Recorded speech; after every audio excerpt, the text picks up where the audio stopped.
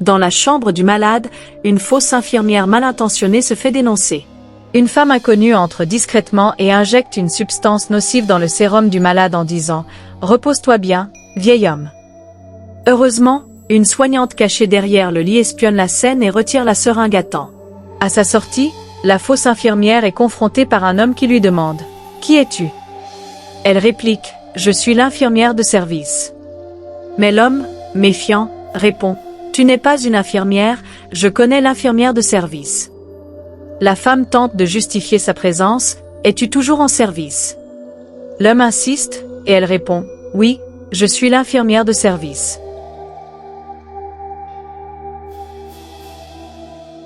À ce moment, la véritable soignante intervient et révèle « Cette dame est une fausse infirmière ». Quoi? S'étonne l'homme. La soignante explique « Oui, elle a injecté quelque chose dans le sérum de ton père ». Elle ajoute « Mais je l'ai enlevé avant que ça puisse l'atteindre ». L'homme, paniqué, s'écrie « Jésus-Christ » et appelle la sécurité. Il y a une dame qui descend. Assure-toi de ne pas la laisser partir. S'il te plaît, assure-toi juste de ne pas la laisser quitter ces lieux. S'il te plaît.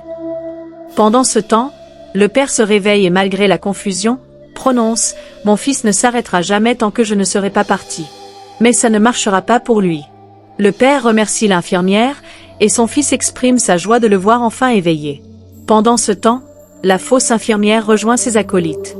Il lui demande si elle a accompli sa mission, et elle répond « à 100%. Et personne ne vous a vu ?» interroge l'un d'eux.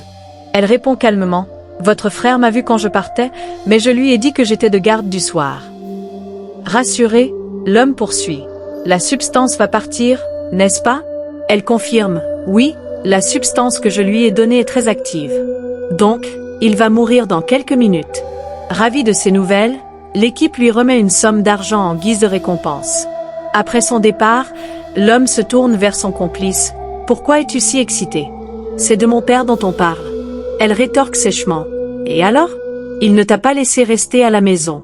Quel est ton problème ? Tu as essayé toutes les entreprises. Tu as tout fait. » L'homme tente de la calmer en soulignant qu'elle semble trop joyeuse à l'idée de la mort de son père.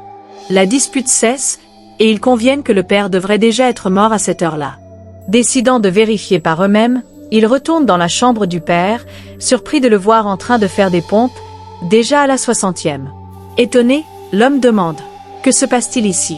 Expliquez-moi. » Le père, visiblement en pleine forme, répond « Je me sens désormais bien grâce aux soins de l'infirmière. » Son fils lui suggère de se reposer pour laisser les médicaments faire leur effet, ce à quoi le père rétorque « Pour que le médicament détruise ma vie ?» Avant de le gifler, le père ajoutant « Tu devrais avoir honte de toi. » Le fils, reculant, demande pourquoi son père a agi ainsi. Ce dernier réplique « Que t'ai-je fait pour que tu veuilles me tuer ? Depuis que tu t'es marié, tu es devenu une autre personne. Je te voyais comme mon fils, quelqu'un en qui je devrais avoir confiance. Mais tu es un vrai paresseux qui veut me pousser à la mort pour profiter des fruits de mon travail sans effort. » Le fils, pris de remords, implore le pardon de son père.